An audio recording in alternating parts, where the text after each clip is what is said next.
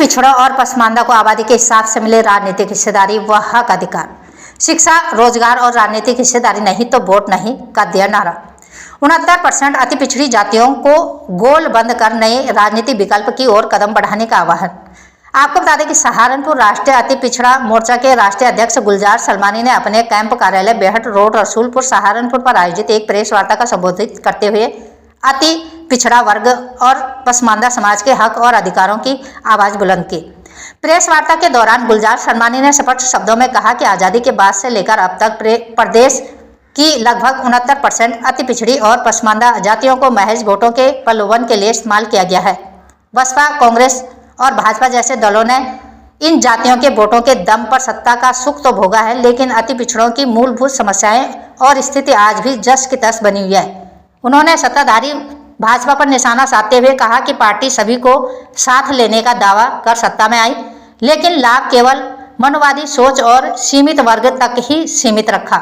वहीं पूर्ववर्ती बसपा सरकार पर आरोप लगाते हुए उन्होंने कहा कि वहां भी सुविधाएं एक विशेष वर्ग तक सीमित रही, जबकि दर्जनों अति पिछड़ी जातियां सैनी, कश्यप, प्रजापति, सलमानी, विश्वकर्मा, पाल, कुशवाहा, अंसारी, मसूरी, नाई, मौर्य आदि आज भी अपने वाजिब अधिकार से वंचित है।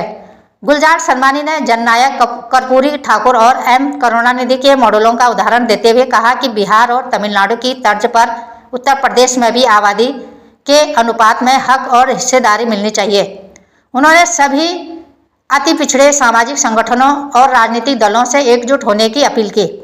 राष्ट्रीय अति पिछड़ा मोर्चा के मुख्य संकल्प व मांगे: समान हिस्सेदारी, जो देगा हिस्सेदारी उसकी करेंगे दावेदारी, जो नहीं देगा हिस्सेदारी उसे करेंगे हटाने की तैयारी।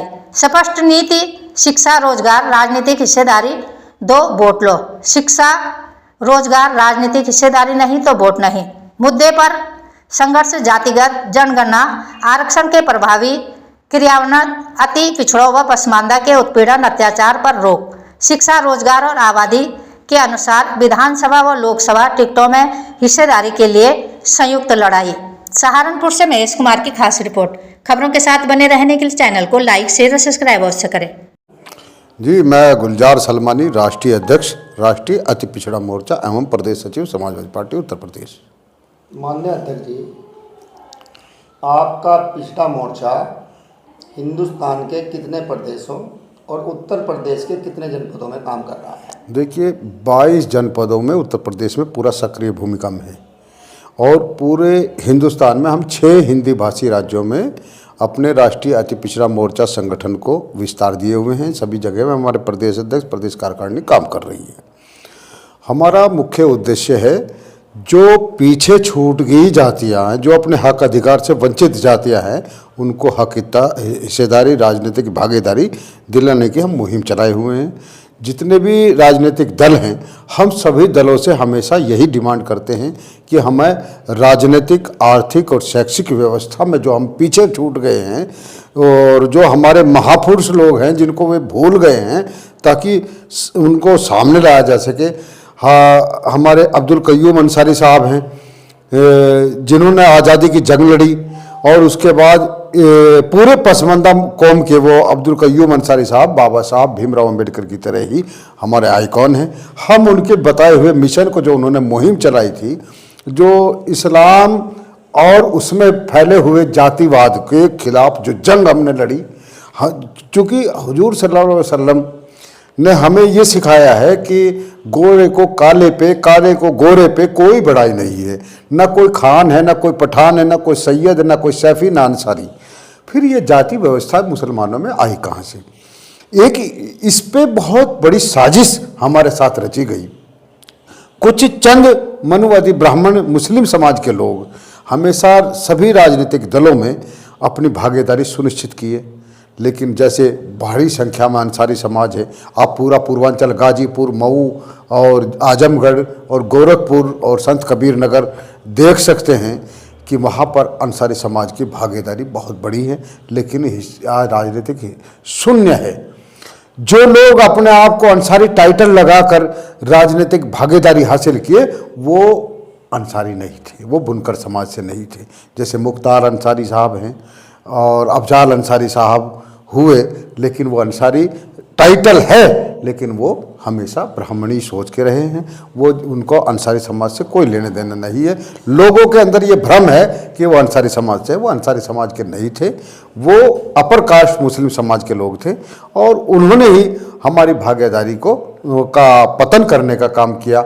इसी तरह बहुजन समाज पार्टी में नसीमुद्दीन सिद्दीकी 18 विभागों के कैबिनेट मंत्री रहे, लेकिन किसी अंसारी, तेली, नाई या सैफी या मनिहार, चूड़ीहार और भाट, बंजारा, तमाम ये जातियां हैं जो अपने हक अधिकार से वंचित रही। इसी तरह भारतीय जनता पार्टी में भी मुख्तार अब्बास नकवी, शाहनवाज हुसैन खान साहब, तमाम ये लोग अपनी भागीदारी निश्चित किए, लेकिन कहीं भी पसमानदा समाज को हिस्सेदारी नहीं मिली। मेरी अपनी पार्टी समाजवादी पार्टी में भी आजम खान साहब रहे, मुख्तार अंसारी जैसे लोग रहे, लेकिन उन्होंने भी कभी पसमानदा को हिस्सेदारी नहीं। पसमानदा समाज हमेशा पीछे छूट गया। पसमानदा का मतलब है, फारसी शब्द है ये पसमानदा, जो अपने हक अधिकार से पीछे छूट गया, उसको पसमानदा कहते हैं। पसमानदा हम मूवमेंट चलाते हैं राष्ट्रीय अति पिछड़ा मोर्चा के माध्यम से, और कई संगठन ऐसे हैं, बल्कि अभी भारतीय जनता पार्टी ने दानिश अंसारी साहब को मंत्री बनाया, लेकिन वो भी एक शून्य ही है। उसको कोई ऐसा नहीं है जो एक पटवारी का भी वो हस्तांतरण कर सके, एक चपरासी का भी हस्तांतरण कर सके। हम इस मुहिम में लगे हैं कि हमें आबादी के हिसाब से जिसकी जितनी संख्या भारी, उसकी उतनी हिस्सेदारी। राष्ट्रीय अध्यक्ष जी से भी कई बार वार्ता हुई, अखिलेश यादव जी से कहा कि हम अपने भागीदारी सुनिश्चित करना चाहते हैं। उन्होंने आश्वासन दिया, पीडीए की भागीदारी में हमें रखा, और मैं उनको बधाई भी देना चाहता हूं अखिलेश यादव जी को कि सहारनपुर में आशू मलिक के रूप में हमें एक पसमानदा विधायक उन्होंने दिया। पसमानदा विधायक देने के बाद थे कि उनको उन पर वार करने लगे, उनको ख़त्म करने की मुहिम लगाए। हमारे ही लोगों को, जो चमचे हैं, जो हमारे समाज के हैं, तेली समाज के हैं, अंसारी समाज के हैं, उन लोगों को बहकाया, फुसलाया, उनको फर्जी चुनाव लड़ाने का वादा किया, उनको विधायक बनाने का वादा, और आशू मलिक के खिलाफ लगाया। इनको कभी बाहरी बताया गया, कभी उन पर तेली होने का आरोप लगाकर एक जातिवादी राजनीति करने वाला नेता बनाकर, ताकि सहारनपुर में आशू मलिक की राजनीति ध्वस्त हो और यहाँ पर पसमानदा हाईकमान, पसमानदा राजनीति दफन हो जाए। 2027 के आने वाले जो चुनाव हैं, उसमें आप क्या हिस्सेदारी करना चाहते हैं, क्या मांग है आपकी? देखिए, मैं राष्ट्रीय अध्यक्ष जी से मिला था। राष्ट्रीय अध्यक्ष जी को मैंने कहा था कि जो देगा हिस्सेदारी उसकी करेंगे ताबेदारी, जो नहीं देगा हिस्सेदारी उसे करेंगे हटाने की तैयारी। हमारा कोई किसी के साथ छमाई का अनाज नहीं बंधा है, हमारे विकल्प खुले हैं। हमारे लिए कोई राजनीतिक दल अछूत नहीं है, चाहे वो बहुजन समाज पार्टी हो, चाहे भारतीय जनता पार्टी हो।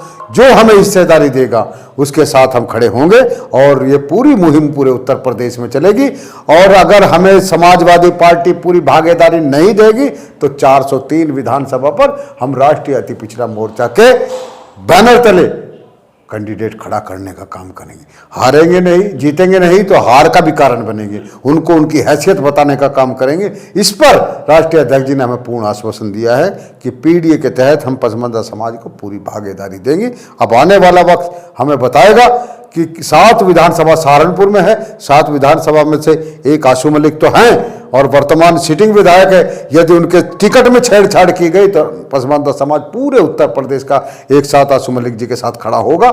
आशू मलिक जी हमारे एक आइकॉन हैं, इस समाज को एक ऐसी धारा में पहुंचाने वाले ऐसे राजनेता हैं। उन्होंने कभी जातिवादी राजनीति नहीं की, उन्होंने हमेशा अति पिछड़े, दबे कुचले तमाम शोषित जातियों को अपने साथ मिलाने का, उनको सम्मान देने का काम किया। और यही बात यहाँ के सांसद को हजम नहीं हुई और सांसद साहब इनके खिलाफ साजिशें रचते रहते हैं। उसका मुंह तोड़ जवाब तमाम अति पिछड़े और बहुजन समाज के लोग आशू मलिक को पुनः जिताकर कैबिनेट मंत्री बनाने का काम करेंगे।